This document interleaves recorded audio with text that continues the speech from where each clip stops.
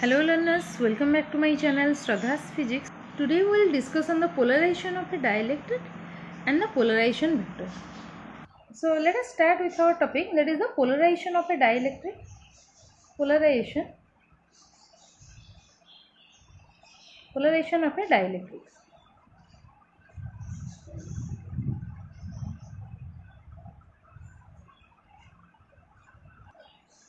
We know already that in case of a dielectric, it consists of the basically two types of molecule.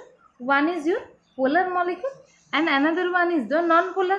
And in case of this is suppose the non-polar molecule. In case of non-polar molecule, the center of gravity of the positive charge and the negative charge, they will lie at the same point. And in case of the polar molecule, this is suppose your polar molecule, and in case of polar molecule, this is your polar molecule, the positive charge and negative charge, they will get separated. That is, the distance of separation is little bit small. But in case of non-polar, the center of gravity lies at a point. But in case of polar molecule, there is a separation between the two charges. In the polar dielectrics, when external electric field is not given, then in that case, all the molecules are randomly oriented. So that we can say that in a dielectric, if I will consider this is a dielectric, there are a large number of these molecules. There are the large number of molecules and they are randomly oriented. And the net dipole moment of this dielectric is 0. And in case of the non-polar molecules, here in this case, suppose this is a dielectric material. In this case, non-polar case, the center of gravity, since they lies at the single point, here also the net dipole moment is also 0. Here they are randomly oriented as an individual molecule, individual particle, but as a whole the net effect cancels and it leads to the net dipole moment, that is equal to 0. And here also the same case, that is in case of the non-polar molecules, the net dipole moment is 0, and also in case of polar molecule, the net dipole moment is 0. Now, when these molecules may be polar or non-polar, they placed in an external electric field, there will be a net change in its dipole moment. Suppose we will consider a parallel plate capacitor. This is suppose this is your parallel plate capacitor. It may be the non-polar or polar dielectric slab. I am here introducing a dielectric slab in between this plate. This dielectric, it may be polar or non-polar in nature. Okay. For this parallel plate charge capacitor, this is I am saying, this is the parallel plate charge capacitor. Suppose its electric field or the strength of its electric field, suppose this is E0. This is the external electric field, suppose E0. Since this dielectric, this is my dielectric, this total part is my dielectric. When this external field is applied, then this center of gravity of this positive charge and negative charge, they will get separate. So there will be a net dipole moment inside this dielectric.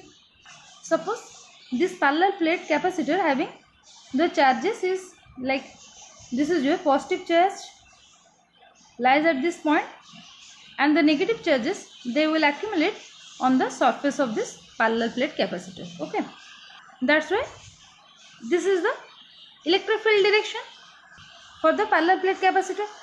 Now inside this dielectric, what will happen? This individual dipole, they will try to align themselves in the direction like this. That is, the negative charges will move towards this positive plate and this positive charge, obviously they will accumulate at this negative side. That is the negative side of the parallel plate capacitor. Okay, so now this is just like this. And as I have already told you that in case of your polar molecule, there will be a torque, so that they will try to, this torque, that is the net effect of the torque, they will try to align themselves, or they will try to align the dipoles in this direction. And here in this case, you can see that this dipole have their own electric field, that is towards this direction, positive to negative. In this direction, that is just opposite to this electric field E naught. So here this is the direction of the net electric field. This is the effect of the net electric field of the dielectric.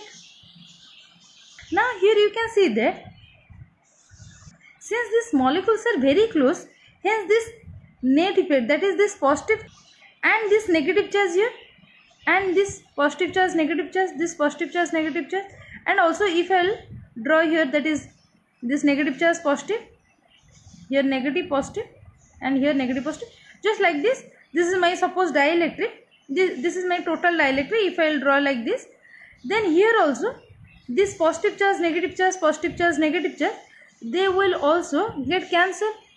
Are you getting my point? This positive charge and this negative charge, they are in a molecule, they are very close. So the positive charge of one molecule is cancelled by the negative charge of the next adjacent molecule, and so on. And here also if I will draw like this, then also what will happen? This positive charge, this negative charge, they will again cancel. Then what will happen? Let me come back to my original diagram. Yes. So what will happen? This total positive charge, negative charge, the net effect will get cancelled because they are very close to each other. So the net charge within this dielectric, that is for this part only, the net charge within this dielectric will be 0, except for this point, except for this negative, and except for this positive, that is near the surface of the dielectric, the charge will remain as it is, and except that every other charge will goes to 0. That is, if I will draw again here, suppose this is my dielectric, this positive charge, negative charge. Since my electric field is in this direction, so this will be, the net effect will be like this. The negative charge will shift towards the left hand side, and the positive charge, obviously they will accumulate at the right hand side. So all the direction like this. This is the for the dipole. So what will happen? This positive charge, negative charge effect, this positive charge, negative effect, and for this total, I can say that this total effect, if you can see, this total effect inside this dielectric will goes to 0 since the molecules are very close to each other. So I can say that this total effect will goes to 0. This positive charge, negative charge, this positive charge, negative charge, they will cancel each other's effect. Okay. So this effect, they will cancel to 0. Okay. So the net charge within this dielectric 0, except near the surface of the dielectric, they will remain as it is. These charges near the surface of the dielectric, they will remain as it is. This diagram is quite similar to this diagram. Okay. So this is why the dielectric is somehow look like this. That is, the positive charge, they will accumulate at this point, that is near the negative charges of the parallel plate capacitor. This positive charge will lies at here, and this negative charge inside this dielectric, that is near to the surface of the dielectric, we can say, they will lie at this positive end of the capacitor. Now this diagram we can now represent it like, these are the two parallel plate capacitor, and this is the dielectric substance that I have inserted here. That is, the positive charge, they will at this point, that is for the parallel plate capacitor, they are here, and the negative charges lies at this point, that is for the parallel plate capacitor. And inside the dielectric, what will happen? The negative charge, they will lies at the near to the parallel plate capacitor of the positive side, and the positive charges will lies at the negative side of the parallel plate capacitor. So this net effect of this positive charge and the negative charge, I can represent like this. This is towards this direction, from this positive to negative charge. Okay. So this net effect, if I will draw for the net effect of this inside this dielectric material, the net effect of the, for this dielectric substance, the net electric field will be like this, and this is suppose EP. And for the parallel plate capacitor, this is E naught, this is the electric field vector, so I am here giving the vector symbol, and also for this is EP vector.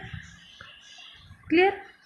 Now we can calculate the net electric field inside the dielectric. So the net effect inside this dielectric, this will be, so the net effect of the net electric field here, net electric field inside this dielectric, inside the dielectric, inside the dielectric, this will be equal to E vector, that is equal, you can see that here the electric field is in this direction, E naught, this is the external electric field, minus EP, because it is in the opposite direction. So when a dielectric slab is placed in an external field, the strength of the electric field will decreases. Because of the introduction of this dielectric slab, the net electric field will always decreases. So this phenomenon of appearance of the charges on this opposite faces of this dielectric slab induced by the external electric field is called the polarization. So let me write it here. The phenomenon of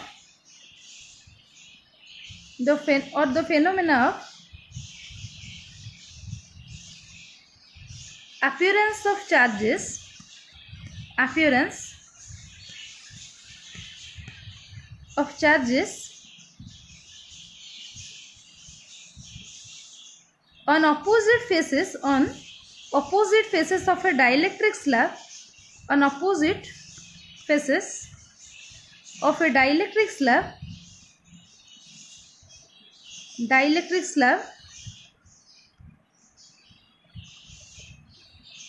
induced by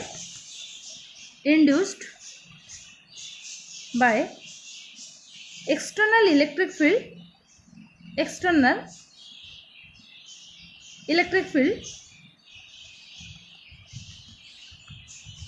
is called polarization,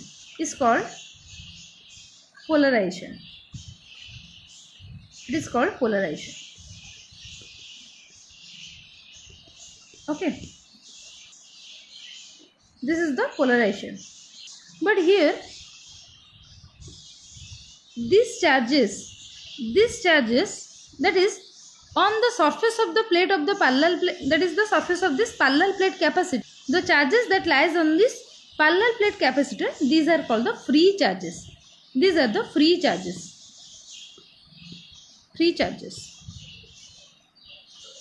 So the surface density of these free charges is called the surface density of the free charges, that we basically denote it as sigma. Okay, sigma or sigma f, that is for the free charges that we have calculated. Actually, we have already calculated this in your previous video, that is sigma, or this is your sigma f. But inside this dielectric, the induced charge on the surface of the polarized dielectric, these are called your bound charge. Let me change the color. These are your bound charge. Inside the dielectric, this is the bound charge, and it is the surface density due to this bound charge is the surface density of the bound charge is sigma p. Okay, since these are free charges on the parallel plate capacitor, these are the free charges, and the surface density of the free charges is sigma f, and inside the dielectric the charges are bounded in nature, that's why this is the surface density of the bound charge is sigma p. Now we will discuss on the polarization vector. This polarization vector is basically denoted as P vector, that is the capital P vector. Okay, this polarization P vector, this is equal to, polarization P vector equal to the induced dipole moment, the induced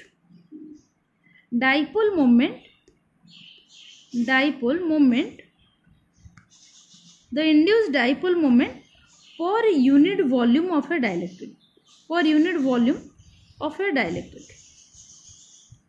So you can write it as the induced dipole moment per unit volume of a dielectric is called the polarization vector P.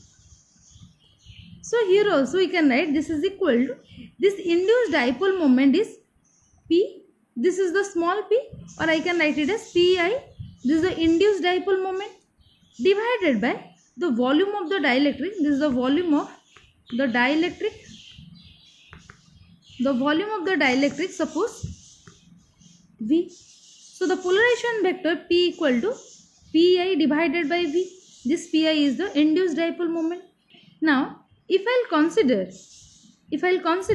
the thickness of this dielectric slab, if this is my dielectric slab, if its thickness is d, suppose, then this dipole moment Pi, this induced dipole moment Pi can be written as the total charge induced, that is Qy, and the thickness d. Okay. So here if I'll put in this expression, so the polarization will be equal to Qy into d divided by v. And one more thing is to remember that the direction of this P vector, that is the polarization vector, this is from, the polarization vector direction is from minus Qy to plus Qy. That is from negative charge to the positive charge. Again, this volume can be written as Qyd divided by volume equal to, suppose the area is A, area of the dielectric is A, and this thickness is D. So volume will be equal to A into D. So here if I will put, so in the place of volume, this will be A into D. So D get cancelled. This polarization will be equal to Qy divided by A. Okay. This Qy by A, this is nothing but sigma P, or this is called the surface density of the bound charge. Here I will write, this is the surface density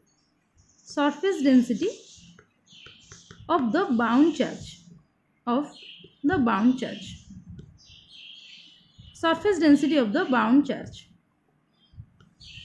So what we have proved is that the polarization of the dielectric, this P vector, is numerically equal to the surface density of the bound charge.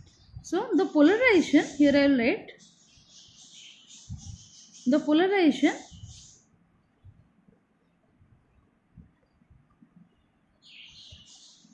of a dielectric,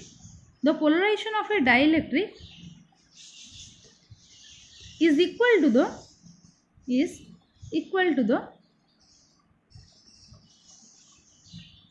surface density of